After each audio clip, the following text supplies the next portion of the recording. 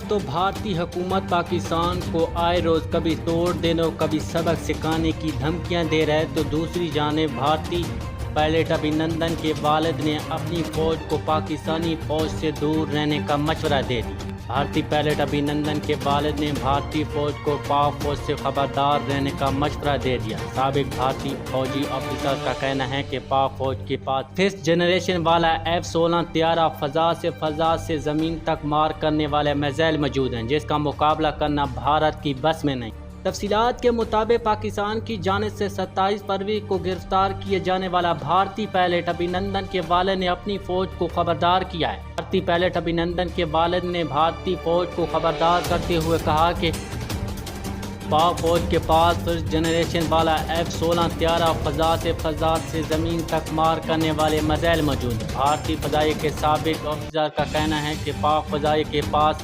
جو 1st generation والا F-16 طیارہ ہے اس کا مقابلہ کرنا بھارت کے بس میں نہیں۔ ابھینندن کے والد نے اعتراف کیا کہ 26 فروری کو روز پاک فوج کے طیاروں نے خاص کر F-16 کے خوف کی وجہ سے ہی بھارتی طیاروں کی پاکستانی فضائی حدود میں داخل ہونے کی جلد بازی میں واپسی بھاگنا پڑا۔ واضح رہے کہ 27 فروری کو پاک فضائی کی جانب سے بھارتی فضائی کے خلاف جوابی کارروائی کی تھی۔ اس جوابی کارروائی کے دوران پاک فوج کے J-F-7 تھنڈر اور F-16 نے ملک کی دفاع کو یقینی بناتے ہوئے بھارت کا حملہ ناکام بنا دیا ہے۔